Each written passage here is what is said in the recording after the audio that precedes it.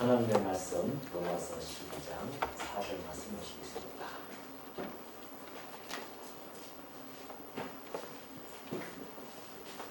로마서 12장 4절.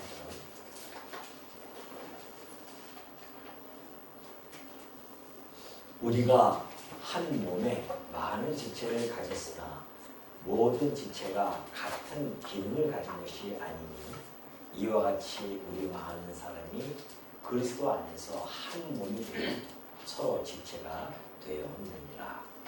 5절까지 공독해 드렸습니다. 우리는 지금 하나님이 기뻐하시는 거룩한 산 제물로서의 영적 예배에 대하여 살펴보고 있습니다. 성도들이 드려야 할 그 영적 예배는 먼저 이 세대를 본받지 않고 살아가는 것, 또 하나는 하나님의 기쁘시고 선하시고 온전하신 뜻이 무엇인지를 분별하면서 살아가는 것, 이것이 영적 예배의 중요한 우리들에게 전달해 주는 내용으로서 지금 우리는 살펴보고 있죠. 자, 그동안 되면 하나님이 기뻐하시고 선하시고 온전한 뜻이 도대체 무엇일까? 이것이 이제 지난 시간에 살펴보았듯이 하나님께서 각 사람에게 나눠주신 믿음의 분량대로 지혜롭게 생각하는 것, 이것이 하나님이 기뻐하시는 뜻이라는 겁니다. 자, 그렇다고 한다면은 오늘 이 하나님께서 이렇게 나누신 믿음의 분량대로 지혜롭게 생각해야 그 이유는 도대체 뭔가? 그 이유가 이제 4절부터 8절까지를 통해서요 설명을 바울이 해주고 있습니다. 그 전에 오늘 4절과 5절은 이 교회와 그리고 우리 그리스도와의 관계에 대해서 잘 그 성격을 잘 규명해 주는 것이 바로 4절과 5절입니다. 오늘 우리 성도들, 곧 교회는 하나님과의 관계가 설정되어 있죠. 하나님과의 관계는 아버지와 자녀의 관계로서 우리는 그렇게 알고 있습니다. 그렇다고 한다면 성자 하나님이신 그리스도와 이 교회의 관계는 어떤 관계일까요? 물론 우리 그리스도께서는 우리를 형제라 부르기를 부끄러워하지 아니하셨다고 했었습니다. 그래서 우리는 그리스도와 형제 간의 그 관계도 우리가 말씀을 통해서 알 수 있습니다. 그러나 오늘 지금 이 로마서 4장, 12장 그 4절과 5절에 보면은 바울이 그리스도와 교회의 관계를 아주 명확하게 규정해 주고 있는 것이 있는데요. 그것이 바로 한 몸이라고 하는 그러한 관계로 설명해 주고 있습니다. 자, 예수 그리스도와 교회의 관계. 오늘 이것은 매우 중요하기 때문에 제가 좀 이렇게 확대해서 좀 설명을 좀 해갈 겁니다. 자, 예수 그리스도와 교회의 관계. 우리가 사실은 예수 그리스도가 늘 우리 옆에 계시면 좋겠지만은 눈에 안 보이신단 말입니다. 지금 천상에서 사역을 하고 계시죠. 당신의 교회를 지금 붙들고 계시면서 그 교회를 위해서 간구하고 계시고 있습니다. 그러한 우리 예수 그리스도. 그러나 우리는 이 시간에 시간과 공간이라고 하는 이 제약된 관계 속에서 살아가기 때문에 실질적으로 우리가 자꾸만 눈에 안 보여서 잊어버리기도 하죠. 그럼 도대체 그리스도는 나와 어떤 관계 속에서 지금 여전히 내 삶의 역사 속에서 관여하고 계시며 나를 어떻게 인도해 가고 계시는가에 대한 부분들을 우리가 좀 더 깊이 묵상하지 아니하면은 우리는 그리스도와 동떨어진, 그래서 아무 상관이 없이 이렇게 살아가는 경우가 우리의 삶 속에서 허다하게 나타나기 때문에 이 관계를 정확하게 규정하고 이 관계를 늘 마음속에 간직하면서 살아간다고 하는 것은 매우 중요하기 때문에 오늘 특별히 한 시간을 통해서 이 예수 그리스도와 교회의 이 몸이라고 하는 이 관계를 우리가 어떻게 바울은 설명해 가는지를 하나하나 좀 살펴보도록 하겠습니다. 먼저 예수 그리스도와 이 교회의 관계를 이제 에베소서에 보면 이렇게 되어져 있어요. 에베소 5장 28절 보니까 이와 같이 남편들도 자기 안에 살아가기를 자기 자신과 같이 할지니 바울이 이제 성도들, 교회의 남편들에 대해서 이렇게 권고를 하죠. 자기 아내 사랑하기를 자기 자신과 같이 하라고 합니다. 자기 아내를 사랑하는 자는 자기를 사랑하는 것이다. 이렇게 이야기해요. 그러니까 아내를 사랑하는 것이 곧 자기를 사랑하는 것이에요. 이것은 뭐 우리가 살아가면서 너무나 뼈저리게 느끼고 있지 않습니까? 아내를 사랑하면 할수록 내 자신이 나를 사랑하는 걸로 나타납니다. 그러니까 아내를 만약에 미워한다? 그럼 자기 자신을 미워하는 거예요. 이런 바보짓이 어딨냐 말이죠. 그래서 아내를 죽기까지 사랑할 때에 자기 자신이 사랑받는다는 것을 느낄 수가 있습니다. 그래서 29절 보면 그래요. 누구든지 언제나 자기 육체를 미워하지 않고 오직 양육하여 보호하기를 그리스도께서 교회에게 함과 같이 하나니 그래요. 그리스도께서 교회를 자기 육체를 미워하지 않고 양육하여 보호하잖아요. 우리는 다 그렇지 않습니까? 여러분 자기 육체를 양육하고 보호하고 미워하지 않잖아요. 아침에 일어나서 손가락을 바라보면서 이 나쁜 손가락, 이 나쁜 손가락, 이 나쁜 이마 하면서 때리는 사람이 있습니까? 얼마나 그 손가락을 잘 보고 다듬고 자기 몸을 치장하고 얼마나 그럽니까? 자기 육체를 미워하지 않아요, 사람들은. 이제 약간 정신적인 문제가 있는 사람들은 막 자기 몸을 학대하고 또는 종교적인 문제 때문에 자기 갖다가 해하면서 그런 사람도 있지만은 그냥 보편적으로 보면은 그렇지 않단 말입니다.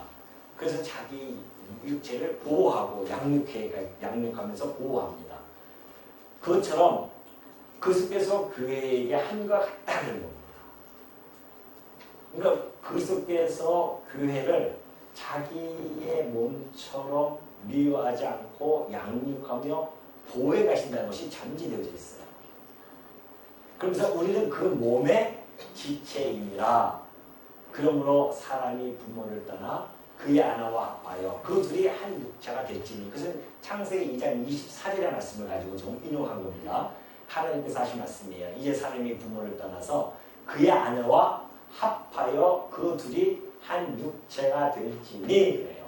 자, 여기서 지금 바울이 계시적으로 설명해 주는 것은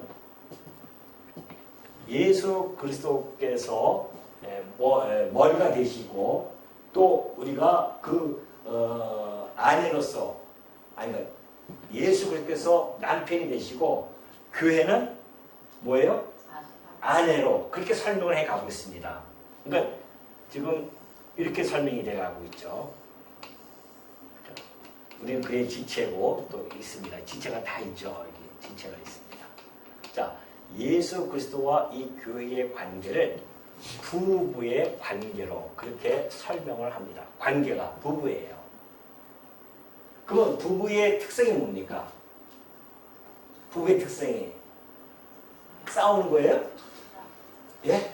뭡니까? 여기 나와 있잖아요. 그의 아내와 뭐예요? 합하여 뭐가 된다? 그 둘이 한 육체가 되는 것이 특성이에요. 부부의 특성은 한 육체가 되는 겁니다. 놀랍죠? 어떻게 한 육체와 한 육체가 결혼이라고 하는 그런 예식을 통해서 한 육체가 되어지는 관계가 만들어지는 겁니다. 이것이 하나님께서 아담과 하와를 지으시면서 그 결혼 제도를 처음으로 선포하시고 그 결혼 제도에 담겨진 의미가 둘이 이제 한 육체가 되어진다라는 것으로 선포하는 거거든요. 근데 바울은 이 비밀이 크다. 이것이 비밀이었다는 겁니다. 하나님께서 지금 아담과 하와를 만들어 놓고 너희들 이제는 결혼해서 한 육체 되어서 잘 먹고 잘 살아라. 이것이 사실은 목적이 아닌 겁니다. 그 안에는 비밀이 담겨져 있는데 바울은 그걸 발견했어요. 야, 이 비밀이 정말 크더라. 그럼 바울은 영적 감각이 뛰어나신 분이죠. 왜? 하나님께서 지금 사도로서 계시를 해서 성경을 완성시켜야 되기 때문에 이런 엄청난 영적인 감각을 주십니다. 그래서 그 비밀을 계시를 통해서 알 수 있는 겁니다. 아, 이것이 바로 그리스도와 교회에 대해 말한 것이었구나 그걸 깨달았어요. 하나님이 창조하실 때에 남자와 여자를 창조하셔서 둘을 부부로 만들어 놓고 한 육체로 만드는 이 과정이 사실은 하나님께서는 저 멀리 역사너머에 있는 앞으로 그 후대에 나타날 둘째 아담인 마지막 아담인 예수 그리스도와 그의 몸된 교회에 대하여 이미 계시적으로 이걸 좀 보여준 거예요. 일반 계시적이죠. 아담과 하와는 일반 계시입니다. 그래서 남편과 아내가 합하여 한 몸이 되어진 것이죠. 이것이 이제 특별 계시로서 바울이 지금 해석을 해주는 거예요. 그 일반 계시를 가지고 특별 계시를 통해서 해석을 주는데 그것이 바로 예수 그리스도는 남편이시고 교회는 신부입니다. 아내예요. 그래서 둘이 합하여 한 육체가 되어집니다. 한 몸이 되어지는 겁니다. 그러니까 우리는 그리스도가 우리의 머리가 되시고 우리는 그의 몸입니다. 그래서 한 몸이에요. 부부는 뭐다? 부부는 한 몸. 부부는 하나의 이 관계에 대한 그리스도와 교회의 관계에 대한 그런 성격을 가지고 있다고 한다면은 이 관계에 대해서 보여준다고 한다면은 한 몸이라고 하는 것은 바로 그리스도와 우리의 그러한 부부의 특성인 한 몸을 통하여서 계시해 준 것이다. 그렇기 때문에 우리는 그리스도와 한 몸이다라는 것을 여러분이 깊이 깨달아야 됩니다. 지금 비록 우리의 머리 되신 그리스도께서 천상에 계시지만은 우리는 결국에 지금은 이제 공간적으로 떨어져 있지만은 그러나 여전히 우리는 그와 한 몸으로서 엮여져 있고요. 그리고 이제 모든 역사가 종결되어지면 정말 한 몸으로서 그의 생각이 그의 생각대로 우리가 다 움직여 가게 될 것입니다. 한 몸이 되어졌으니까. 이 부부의 관계를 통해서 한 몸의 관계를 통해서 바울은 서신서 곳곳에다가 이 내용들을 잘 설명해 주고 있어요. 그것이 바로 첫 번째 처음에 이제 이 서신서를 기록할 때 바울이 이 교회와 그리스도의 관계가 너무나 중요하기 때문에 그래서 고린도 전서를 통해서 이 관계를 아주 세밀하게 기록을 합니다. 그리고 나서 한 2년 후에 바로 이 로마서죠. 지금 우리가 오늘 읽었던 그 로마서의 내용을 통하여 예수 그리스도와 교회 관계를 한 몸의 관계로 설명을 해주는 거예요. 그 이후에 한 4, 5년 지난 후에요. 에베소를 기록합니다. 이 에베소에서도 여전히 바로 예수 그리스도와 교회의 관계를 한 몸으로서 잘 설명해 주고 있죠. 자, 에베소서 한 1장 22절에 볼게요. 또 만물을 그의 발 아래에 복종하게 하시고 그를 만물 위에 교회의 머리로 삼으셨다고 했어요.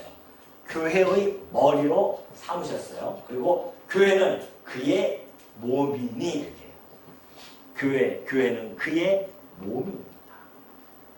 그래서 만물 안에서 만물을 충만하게 하시는 이의 충만함이니라. 그러니까 하나님께서는 예수 그리스도와 교회의 관계를 이렇게 하나님께서 관계를 맺게 해주신 겁니다. 머리와 몸으로서요. 그리고 나서 이제 골로새서에 가면은 에베소 그 다음에 한 1년 정도 있다 골로새서를 기록하거든요. 골로새서도 마찬가지예요. 여기 골로새서 1장 24절 보면은 나는 이제 너희를 위하여 받는 괴로움을 기뻐하고 그리스도의 남은 고난을 그의 몸된 교회를 위하여 내 육체에 전하라. 그의 몸된 교회가 뭐예요? 그리스도의 몸된 교회라죠. 그리스도의 몸된 교회라고 그렇게 표현을 해줍니다. 그래서 머리를 붙들지 아니하는지라 온 몸이 머리로 말미암아 마디와 힘줄로 공급함을 받고 연합하여 하나님을 잘하게 하심으로 자라느니라. 자, 이 교회는 머리 대신 그리스도로부터 뭐가 받아요? 온 몸이 머리로 말미암아 마디마디 모든 마디마다 힘줄 그리고 마디와 힘줄로 공급함을 받습니다. 예수 그리스도를 통하여 공급함을 받아가지고 이 교회가 연합이 되어집니다. 이 손가락 모든 지체들이 있어요. 모든 지체들이 머리를 통하여서 다 연합이 되어지는 겁니다. 하나로 연합이 되어졌다는 것이죠. 이걸 이렇게 잘 표현해주고 있어요. 그러니까 교회는 그리스도 머리 대신 그리스도를 통하여서 다 하나가 연합이 되어진 자들이다. 오늘 여기 연합되어져서 지금 한 자리에 모여있지 않습니까? 자, 이렇게 바울은 서신서마다 이렇게 예수 그리스도와 교회의 관계를 한 부분에서 잘 설명해 주고 있거든요. 자, 그동안 내가 오늘 저는 특별히 이 고린도 전서에 나와 있는 이 한 몸의 관계를 좀 여러분과 함께 살펴보면서 더 세밀하게 좀 묵상하고자 합니다. 왜냐하면 이 고린도 전서의 바울이 교회와 그리스도의 관계를 한 몸으로서 잘 세밀하게 기록해요. 다른 데보다도 훨씬 더 많은 분량을 가지고 기록을 합니다. 왜 그러냐면 그 교회가 뭐가 있었어요? 분쟁이 있었습니다. 분열이 있었어요. 교회가 분쟁하고 분열하니 너희들이 교회가 어떠한 특성이 있는지를 너희가 지금 모르고 있기 때문에 그렇다는 겁니다. 교회가 어떤 특성인지를 너희가 잘 알게 되어진다고 한다면 교회는 분열과 분파가 이루어지는 것이 아니라 그곳에는 일치와 연합이 이루어지는 것이다 라는 것으로 잘 설명해 주고 있기 때문에 오늘 저는 고린도 전서 12장의 말씀을 통해서 좀 하나하나 살펴보도록 하겠습니다. 자, 고린도전서 12장 10절 보면 그래요. 몸은 하나인데 많은 지체가 있고 몸의 지체가 많으나 한 몸인과 같이 그리스도도 그러하니라 그래요. 자, 몸은 하나예요. 근데 많은 지체가 있습니다. 몸의 지체가 많죠. 또 그러나 한 몸인데 그것을 그리스도도 그렇다 그럽니다.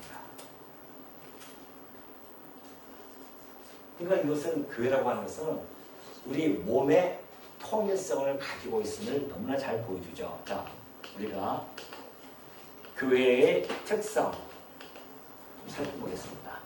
교회의 특성을 크게 한 3-4가지 정도 한번 살펴볼 건데요. 첫 번째는 교회의 특성은 뭐가 있다? 몸에 뭐예요? 통일성을 가지고 있습니다. 교회라고 하는 것은 통일성을 가지고 있어요. 그러니까 예수 그리스도를 통해서 한 몸으로 이루어져 있는 그러한 모임이 바로 교회입니다. 그럼 어떠한 방식으로 이렇게 하나님께서 각처에 흩어져 있는 자를 모아가지고 그리스도 안에서 하나로 만드셨을까? 그것이 13절 내용이에요. 우리가 유대인이나 헬라인이나 종이나 자유인이나 다 한 성령으로 세례를 받아 한 몸이 되었고 또 다 한 성령을 마시게 하셨느니라 해요. 한 성령으로 세례를 받아 한 몸이 되어졌습니다. 오늘 여러분들이 하나님부터 성령의 세례를 다 받은 분들이에요. 성령의 세례를 받았다고 하는 것은 거듭났다는 뜻입니다. 중생 되어진 자들이에요. 그래서 우리가 다 한 몸이 되어진 자들입니다. 한 영을 받았으니까. 그래서 헬라인, 유대인 한 몸이 되어집니다. 이것은 민족 역사상 이런 적이 없습니다. 이런 모임이 없어요. 유대인은요 2000년 동안에 그들만의 독특한 민족성을 가지고 있었습니다. 그래서 그들은 모든 역사의 중심이 자기들 중심에서 옮겨가도록 늘 생각했던 자들이었죠. 왜냐하면 그들은 선민이라고 하는 사상이 투철했기 때문에 그렇습니다.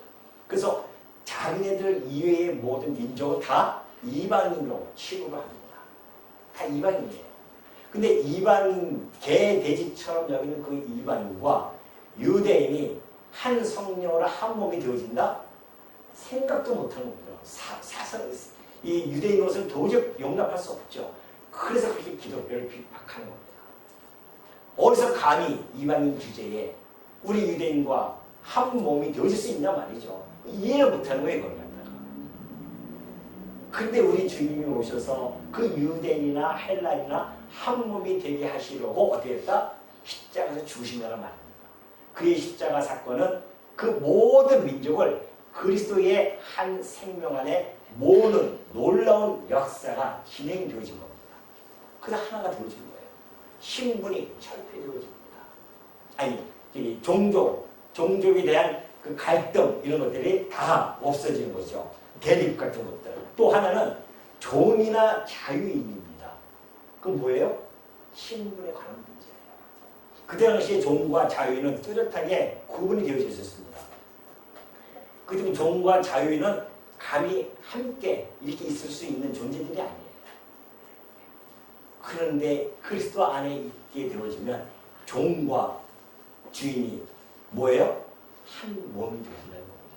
그때 당시에 얼마나 세상이 정말 힘들고 다 종들도 막 그랬습니까? 이러한 사상이 그 종들에게, 그래서 그때 당시에 막 기독교가 확 퍼져나가는 겁니다.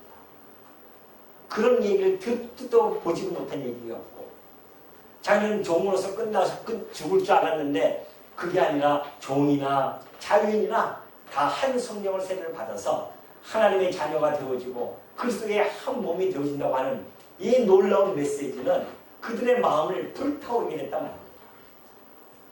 신분 같은 것, 이런 모든 차별도 그리스도 안에서는 아무 문제될 것이 없다는 겁니다. 그러니 이 성령의 역사라고 하는 것이 얼마나 강력한지 모든 대륙으로부터 이 나라에서 나타나는 갈등, 그리고 차별로 인한 어떠한 반복들, 이런 모든 걸 다 해소시킨 겁니다. 그리고 이제는 하나, 예수 그리스도를 중심으로 해서 하나가 되어지는 큰 통일성을 갖추는 그런 교회로서 하나가 되어지는 겁니다. 그러니까 이 통일성이 교회의 특성입니다. 각자가 다 다른데도 불구하고 통일성을 이룰 수 있는 것은 머리가 누구이기 때문에, 예수 그리스도이기 때문에 그래요. 우리가 각자 다 다르잖아요. 다 다른데도 불구하고 어떻게 하나의 통일성을 이루냐 말이죠. 민족도 다 달라요. 우리 지금 이건 이제 보편적인 교회를 이야기하는 겁니다. 예수 그리스도를 중심으로 해서 모든 아프리카서부터 시작해서 저 중동, 그리고 뭐 각 5대륙에 있는 모든 민족이 오로지 예수 그리스도를 외치면서 하나로 뭉치지 않습니까? 놀라운 거죠. 이것이 바로 하나님께서 예수 그리스도를 통하여 교회를 하나의 몸으로 만드시고 그 관계 속에서 우리로 하여금 그리스도를 머리 대신 그리스도의 뜻과 그리고 그 그리스도를 섬기면서 살아갈 수 있도록 이런 관계를 만들어 준 거예요. 그러니까 사실 이 바울이 이 그리스도와 우리의 관계를 몸으로 이렇게 표현하는 것은 너무나 그럴 수밖에 없죠. 우주 만물의 그 어떤 걸 가지고서는 표현할 수 있겠습니까? 그 관계성을. 인간은 하나님께서 만드신 그 우주 만물의 영장입니다. 하나님의 형상을 담아줬어요. 그렇기 때문에 그 인간의 관계를 통해서 적절하게 이렇게 비유를 들어서 설명해 준다고 하는 것은 매우 의미가 있고요. 이것 통해서 우리가 하나님이 우리 인간을 만드실 때에 이러한 것을 염두에 두시고 인간을 만드셨고 결혼 제도도 그렇게 해주셨다는 것을 알면은 하나님의 그 기쁘신 경륜을 우리가 알면서 정말 감탄에 맞이 아니할 수가 없죠. 또 그러면서 14절 보면 그래요. 몸은 한 지체뿐만 아니요 여럿이니 만일 발이 이르되 나는 손이 아니니 몸에 붙지 아니하였다 할지라도 이로써 몸에 붙지 아니한 것이 아니요 또 귀가 이르되 나는 눈이 아니니 몸에 붙지 아니하였다 할지라도 이로써 몸에 붙지 아니한 것이 아니니 그래요. 자, 몸은 한 지체뿐만이 아니라 몸은 한 지체죠. 그뿐만 아니라 또 뭐예요? 여럿입니다. 그래서 교회라고 하는 것은 통일성뿐만이 아니라 다양성을 가지고 있어요. 통일성만 가져도 안 됩니다. 그러면 생명력에 살아나지 않아요. 모든 모임에는 통일성뿐만이 아니라 다양성이 있어야 생명력이 있어서 막 살아나거든요. 획일적으로 다 똑같이 우리가 여기서 여러분 만약에 다 획일적으로 가르치는 은사를 받아가지고 다 목사가 된다고 합시다. 이 강대가 어떻게 됐습니까? 주일마다. 지지고 먹고 싸울 거 아닙니까? 내가 할게 막 와서 막 난리가 핀다 말입니다. 그런데 이렇게 목사, 장로, 집사, 권사, 교사 이런 다양성을 갖춤으로 말미암아 교회가 얼마나 아름답게 그 연합으로 이루어져서 다양성 가운데 통일성이 이루어지면서 교회가 얼마나 아름답게 성장이 되어지고 지금 진행되어져 가고 있는 말이죠. 이걸 바울은 좀 잘 설명해 주고 있는 겁니다. 그러니 발이 이르되 나는 손이 아니니 몸에 붙지 아니했다. 그때 당시 발이라고 하는 것은 약간 천대를 좀 하거든요. 그때는 막 그냥 이런 좋은 신발이 없었으니까 샌들 같은 거 신고 다니지 않습니까? 그러니까 들어가면은 발을 씻겨줘야 돼요 항상. 더러우니까. 그러니까 발이 이르되 나는 손이 아니니까 몸에 붙지 않았다. 이 발이 나는 손이 아니니까 이 몸에 붙지 않았다. 그렇게 얘기할 수도 없고요. 또 귀가 나는 이 눈이 아니니까 나는 몸에 붙지 않았다. 나는 너 이 몸에 종속되어진 자가 아니다. 라고 이야기할 수가 없다는 겁니다. 우리 성도는 마찬가지죠. 우리의 구성이 되어진 우리 성도님들도 나는 나하고 저 사람은 성격이 맞지 않아. 그러니 나는 이 교회에 소속되어지는 자가 아니야. 그냥 왔다니 갔다니 그냥 내 유익을 따라서 온다? 그건 진정한 교인이 아닙니다. 교인이라고 하는 것은 그리스도에게 접붙임이 되어져서 그와 한 몸이 이루어져서 이제 그와 떨어질래야 떨어질 수 없는 종속되어진 자들입니다. 독립적으로 있는 존재가 아니에요. 그러니까 교회라고 하는 것은 혼자서 독립적으로 이 독불장군식으로 그렇게 해서 교회 생활을 절대 못합니다. 그런 분들은 결국은 따르게 되어 있어요. 붙어있지 못하죠. 자기가 혼자서 잘났다고 생각하고 독불장군인데 어떻게 이것이 연합이 되어질 수 있냐 말이죠. 연합이 되어진다고 하는 것은 자기 부인을 한다는 겁니다. 그리스도에게 붙임을 당한다고 하는 것은 철저한 자기 부인이 되어야 돼요. 나는 아무것도 아니겠습니다. 나를 당신께서 부르셔서 당신의 지체로 삼아주신 그 은혜에 그저 감동하고 감격하고 감사하면서 살아가는 것이 성도의 모습이지. 그래야 이 통일성과 다양성이 적절한 균형 속에서 교회가 아름답게 성장되어진 것이지. 안 그러면은 각자 삐쩍삐쩍 나와버리면 다양성만 있어도 안 됩니다. 통일성만 있어도 안 되는 거죠. 이런 것을 바울이 지금 여기서 잘 설명해 주는 거예요. 그러면서 17절 가면 돼요. 만일 온몸이 눈이면 듣는 곳은 어디냐? 온몸이 듣는 곳이면 냄새 맡는 곳은 어디냐? 그러나 이제 하나님이 그 원하시는 대로 지체를 각각 몸에 두셨으니 만일 다 한 지체일 뿐이면 몸은 어디냐? 이제 지체는 많으나 몸은 하나라. 자, 온몸이 눈이면 듣는 곳은 없잖아요. 다 너도 눈 하면 뭐 필요가 있겠습니까? 듣는 귀가 있는가 하면 냄새 맡는 코도 필요하고요. 몸이라고 하는 것은 이 모든 것이 하나님이 그 원하시는 대로 지체를 각각 몸에 두셨다는 겁니다. 우리 몸을 각 지체를 각각 하나님께서 원하시는 대로. 그러니까 우리 몸을 잘 보면요, 하나님의 정말 놀라운 섭리가 담겨져 있어요. 우리 인체의 신비를 보면은 하나님이 작품이 아니어서는 이런 인간의 모습이 나타날 수가 없습니다. 우연히 어떻게 되어질 수 있단 말이죠. 우리 이 백체를 보면은 정말 그 백체가 통일성을, 몸이라고 하는 통일성을 가지고 다양성을 가져가면서는 서로 이 모든 기능이 각자의 기능을 다 하면서 지금 오고 있지 않습니까? 이 손가락만 보더라도 엄지, 검지, 중지, 약지, 뭐 소지 이렇게 있지 않습니까? 손가락이 다 달라요. 이 똑같은 사람이 있습니까? 다 다릅니다. 다섯 가락 손가락이 다 달라요. 크기가. 하나님께서 아주 효율성 있게 그렇게 완전히 디자인해 놓은 겁니다. 팔도 적당해요. 어떤 사람은 좀 더 길어가지고 좀 등 좀 이렇게 긁었으면 좋겠다고 하는데 아니에요. 등을 긁어줄 사람을 하나님이 마련해 줬잖아요. 옆에다가. 돕는 배필이 다 서로가 남편과 아내가 긁어주는 겁니다. 뭐 혼자 사는 사람은 어떡하냐고요? 효자손이 있잖아요. 효자손. 다 인간이 머릿속에서 다 낳는 겁니다. 너무 이렇게 좁게 생각하시면 안 됩니다. 넓게 생각하셔야 돼요. 하나님께서 그 어떠한 것도 정말 적당하지 않은 것이 하나도 없다니까요. 하나님이 그 원하시는 대로 지체를 각각 몸에 두셨습니다. 원하시는 대로. 그렇다고 한다면 교회도 마찬가지 아니겠습니까? 어떤 사람은 아유 저 사람은 진짜 우리 교회에 있을 사람이 아닌데 이렇게 이야기하는 자체가 이거는 하나님에 대한 모독이죠. 그건 우리 인간의 눈으로 봤을 때 그렇죠. 그 어떤 것도 하나님께서 적절하게 원하시는 대로 그렇게 해서 이 교회를 만드셔서 구성원으로 이렇게 만드신 거란 말입니다.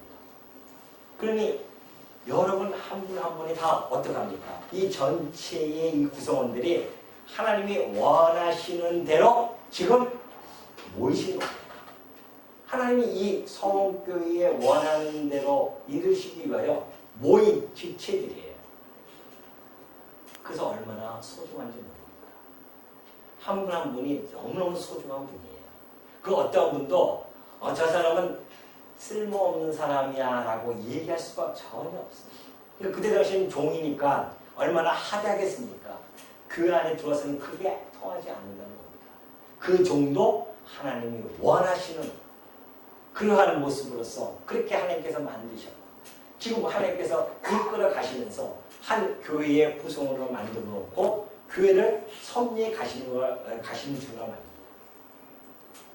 그러니까 우리가 성도 한 분 한 분을 서로가 대할 때는 이런 하나님의 기쁘신 뜻을 보고 그리고 성도를 바라볼 때 전혀 다른 눈빛으로 바라볼 수밖에 없는 거죠. 그분을 영혼으로 봐야 되지 그분의 주어진 환경을 보고서는 우리가 평가해서는 안 된다는 사실을 너무나 잘 여기서 보여주고 있습니다. 그래서 지금 이 17조 그렇죠. 말이 다 한 지체뿐이면 몸은 어디 있겠냐 말이죠. 이제 지체는 많으나 몸은 하나다. 통일성과 다양성을 너무나 잘 설명해 주고 있습니다. 그러면서 이제 18절에 넘어가면 그래요. 그러나 이제 하나님이 그 원한 20절 이제 지체는 많으나 몸은 하나라. 눈이 손으로 내가 너를 쓸데가 없다 하거나 또한 머리가 발대로 내가 너를 쓸데가 없다 하지 못하리라. 그뿐 아니라 더 약하게 보이는 몸의 지체가 도리어 요긴하고 우리가 몸에 덜 귀히 여기는 그것들을 더욱 귀한 것들로 입혀주며 우리의 아름답지 못한 지체는 더욱 아름다운 것을 얻느니라. 그런즉 우리의 아름다운 지체는 그럴 필요가 없느니라. 오직 하나님이 몸을 고르게 하여 부족한 지체에게 귀중함을 다하사 몸 가운데서 분쟁이 없고 오직 여러 지체가 서로 같이 돌보게 하셨느니라. 몸이 귀가 만약에 우리가 생각해 봅시다. 이 발이 쓸데가 없다. 머리가 쓸데가 없어. 정말 이거 발은 좀 귀찮기만 하고 툭 하면 병이나 생기고 뭐 이렇게 생각한다고 합시다. 그때 했을 때에 우리가 만약에 이 머리가 아유 저 음식을 먹고 싶네 생각을 해요. 그 생각을 하는 순간 머리가 가서 먹습니까? 누가 가요? 발이 가야 돼요. 발이 가서 손으로 입에다 넣고 씹어서 맷돌질로 맷돌질로 해가지고 다 갈아서 집어넣어서 오장육부가 그걸 다 해서 그 영양소를 온몸에 다 고르게 하면서 이 지체 그 어떤 하나도 서로와 유기적으로 유기체가 되어지지 않은 것을 이 땅에 이 육체에는 아무것도 없다는 겁니다. 따로 떨어서 독립적으로 다양하다고 해서 독립적으로 존재할 수 있는 것이 아닙니다. 그러니 이 모든 지체는 어떻게 됐다? 유기체로 됐다. 유기체입니다. 교회 특성. 교회는 다 유기체예요. 저 사람은 쓸데있다 없다가 아니라 그 어떤 분도 나와 함께 이 교회를 세워나가는데 필요한 분들이시다. 하나님께서 그래서 붙이셨다. 이것을 우리가 충분히 알 수가 있죠.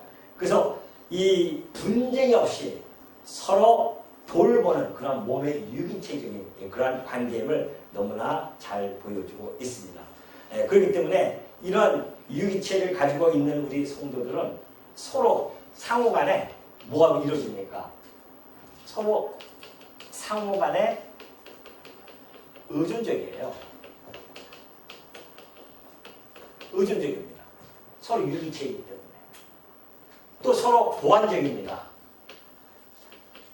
서로 모자라는 것들을 서로 보충해 주는 거예요. 서로 보완해주고 서로 의존해주고.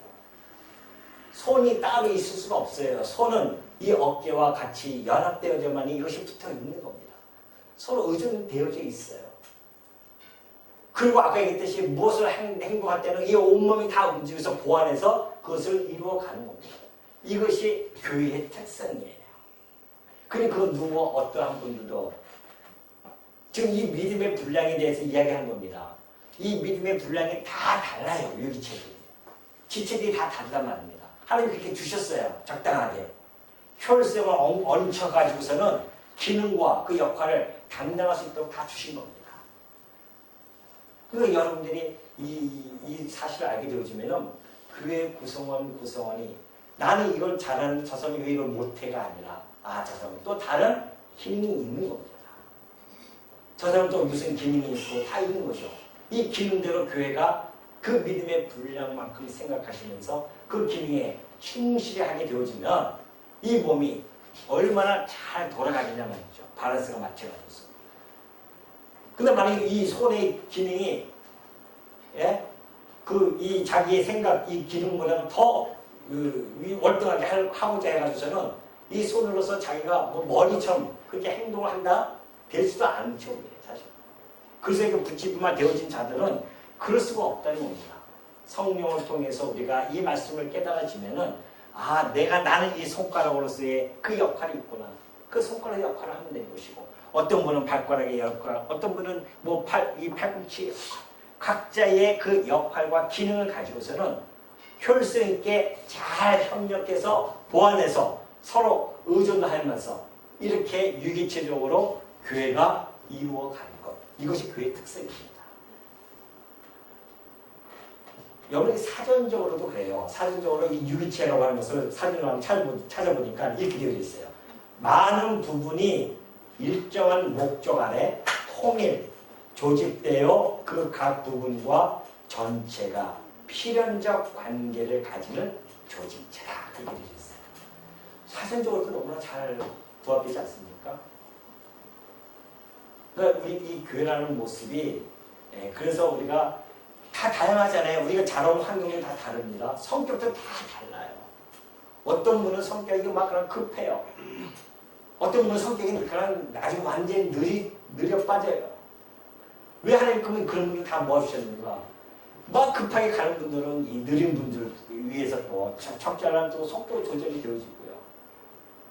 또 너무 늦게 그냥 느리느리 터지신 분들은 앞에 가시는 분들은 속도에 맞춰서 또 갈 수 있도록 해주시고, 이런 모든 것들을 통해서 교회가 지금 한 걸음 한 걸음 우리 천상을 향해서 가고 있는 거 아니겠습니까? 그러니까 비록 지금은 완전하지는 못합니다. 완전하지 못하지만은 이제 우리가 이 역사가 종결되어지고 천상에 계신 그리스도를 만나게 되어지면 완벽한 한 몸의 교회로서 그리스도의 뜻이 곧 우리의 뜻이 되어져서 움직여 나가겠지만은 지금은 여전히 우리가 그리스도의 뜻을 잘 전달하지 못하고 때로는 장애를 일으킬 때도 있어요. 여기 장애가 일으키면 어떻게 됩니까? 이 장애가 만약에 일어났다 그러면 어떻게 됩니까? 잘라버려요 그냥? 이쪽 손이 와서 이 장애를 감싸 안더라고요. 제가 경험을 했잖아요. 이 손이 딱 떨어져 나가면서 이 뼈가 떨어져 나가니까 덜렁덜렁하단 말입니다. 이걸 누가? 이 손가락이 와서 탁 잡아줘요. 그 이 손가락이 하지 못하는 일들을 이 손가락이 더 힘을 모아가지고 막 더 하는 거죠. 이것이 몸의 원리입니다. 그리고 우리가 교회라고 하는 것도 마찬가지입니다. 혹시 지금 이 장애의 형상이 나타나서 지금 이 힘과 이 힘줄과 그리고 마디를 통해서 공급이 돼야 되는데 이것이 약간 장애가 일어날 수 있어요. 이럴 때 우리 지체들, 다 지체들이 함께 힘을 합해서 이 장애를 일으키는 그 몸을 어떻게 됩니까? 이렇게 세우도록 힘을 합하고 기도하고 그래야 되지 않겠냐 말이죠. 이것이 바로 교회의 모습입니다. 그래서 에베소서 4장 16절 보면 너무나 잘 나타나 있죠. 그에게서 온몸이 각 마디를 통하여 도움을 받음으로 연결되고 결합되어요. 연결되어져야 됩니다. 연결되어지고 결합이 되어서 각 지체의 분량대로 역사하는 겁니다. 교회라고 하는 것은 뭐라고요? 그리스도로부터 각 마디를 통하여 도움을 받습니다. 그래서 연결되어져서 결합되어 각 지체의 분량대로 역사해서 이 교회를 자라나게 하는 겁니다. 연결이 안 되어지면 안 돼요. 그 결합이 되어져야 된단 말입니다. 그래서 각 지체도 분량대로 역사가 일어나야 돼요. 그래서 제가 우리 부역장님들한테도 그런 말씀 드렸는데 우리가 교회 등록을 해놓고서는 사실 우리 교회에 출석하지 못하는 분들이 있어요. 그런 분들이 등록교회니까 우리 교회야, 우리 교인이야. 저는 추워도 그런 마음이 없습니다. 왜냐하면 그 성도님을 위해서 그 성도님이 그 지역에 오지 못할 정도의 먼 거리면 그쪽 교회 근처에 가서 그 교회에 함께 있어야 됩니다.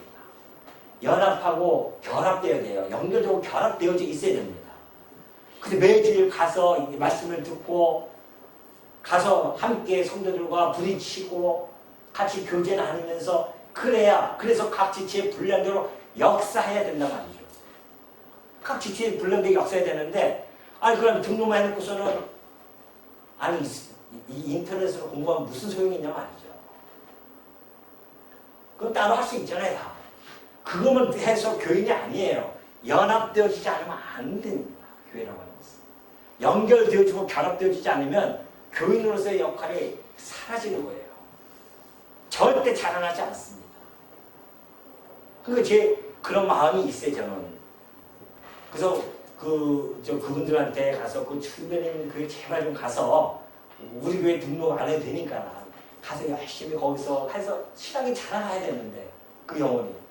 그럼 등록해놓고서는 교인이라 싶어서는 아무것도 안 하고 와서 얼굴도 우리가 매주 보이지도 못하죠.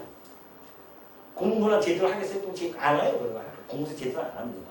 그러다 보면은 점점 도태되어지는 거예요.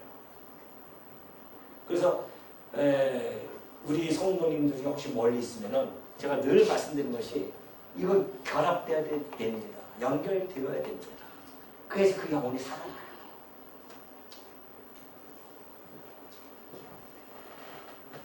우리 교회 뭐 등록 안에서도 그 다른 교회가 많이 있습니다. 청주 지역은 몰라요. 청주 지역이면은 어떻게든지 우리가 같이 해서 함께 해줄 수는 있죠. 그래서 연결되어지고 해서 한 지체로서 자꾸만 그 분량대로 역사할 수 있도록 그렇게 할 수는 있는데 먼 지역에 있으면은 그게 쉽지가 않거든요. 우리는 시간과 공간의 제약을 받는 사람들이기 때문에 그래서 바로 이런 것들이 매우 중요하다. 그래서 이 12장 26절 보면 그래요. 만일 한 지체가 고통을 받으면 모든 지체가 함께 고통을 받고 한 지체가 영광을 얻으면 모든 지체가 함께 즐거워하느니라. 그러죠? 이것이 교회의 특성입니다. 교회의 특성으로 하는 것은 이런 공동체적인 감정을 함께 느껴야 돼요. 함께 느껴야 됩니다. 서로가 누가 지체가 아프면 당연히 얘가 아프면 여기도 같이 아파요. 이것이 아프니까는 온몸이 다 아파요. 온몸이 다 신경을 써가지고서는 그냥 이 몸을 갖다가 그걸 케어하려고 얼마나 애씁니까? 그런 공동적인 감정을 같이 느껴야 됩니다. 만약에 감정 못 느낀다? 그럼 뭔가 문제가 있는 거죠. 우리가 성도가 지금 아픔을 느끼고 있는데 나는 뭐 상관없어 라고 한다면 공동체적인 유기체가 문제가 발생되어지는 겁니다. 같이 아픔을 느끼는 겁니다. 같은 감정을 느낄 수 있는 것이죠. 함께 기뻐하면 기뻐하고 그러잖아요. 한 지체가 고통을 받으면 모든 지체가 함께 고통을 받는다니까요. 모든 지체가. 한 지체가 영광을 얻으면 모든 지체가 함께 즐거워하는 겁니다. 한 지체가 영광을 받았는데 시기하고 질투하면 그게 어떻게 지체입니까? 함께 기뻐하고 즐거워해야죠. 같은 감정을 느낄 뿐만이 아니라 같은 항상 관심을 가져야 됩니다. 공동체적인 관심을 항상 같이 가져야 돼요. 어떤 분은 아무 관심이 없어요. 그에 대한 관심도 없고 누가 어떻게든 자칫되든 누가 나오든 안 나오든 관심도 없고 이거 벌써 병이 든 거죠. 마디에 지금 내려가는 이 마디가 약간 신경이 차단되어지면 아무 감각이 없어요. 아프든 안 아프든 감각이 없어요. 지체는 그게 아닙니다. 교회라고 하는 것은 이런 공동체적인 감정을 함께 느끼고 공동체적인 관심을 함께 가지고 누가 아프면 같이 고통을 써가고 누가 즐거워하면 같이 즐거워하고 이런 이래만이 유기체적인 그러한 관계로서 특성을 살리고 있는 거 아니겠습니까? 그리고 그래서 통일성과 다양성 이런 모든 것들이 교회가 가지고 있는 아주 중요한 특성들입니다. 바울은 지금 이걸 설명해 가고 있는 거예요. 뭘 가지고서는 믿음의 분량만큼 생각하라고 하는 것이 바로 이 내용입니다. 이런 교회의 특성이 있기 때문에 각자가 다양성을 가진 자들이 서로 의존적이고 보완적이기 때문에 하나님이 주신 그 원대로 주신 은사 따라서 믿음의 분량 따라서 생각하면서 서로 보완하고 서로 의존하면서 그 교회를 자라나게 하고 함께 이루어가는 것. 이것이 교회의 중요한 특성임을 우리가 다시 한번 깨닫는다고 한다면 이것이 바로 27절에 나타나 있듯이 너희는 그리스도의 몸이요 지체의 각 부분이라 라고 하는 이 규정을 통하여서 우리가 그리스도는 우리의 머리시고 우리는 그의 뭐예요? 몸이구나. 그렇다 보면 그리스도의 이 지령을 머리의 지령을 따르기 위해서는 그리스도의 말씀을 우리가 소홀히 여기면 안 돼요. 그리스도의 말씀을 통하여 우리가 힘줄과 말을 통해서 공급을 받는 겁니다. 이 말씀을 통해서 공급을 받고 그 공급받은 걸 가지고 각 지체들이 각 믿음의 분량만큼 생각하고 그 일을 충실히 행함으로 말미암아 어떻게 한다? 교회가 자라나고 교회가 튼튼히 견고하게 세워진다는 것을 마음속에 간직하시고 교회의 구성원으로서의 그 자부심과 내가 어디에 속해 있는지를 마음속에 깊이 간직하시는 주의 종들이 되어주시기를 강구드립니다.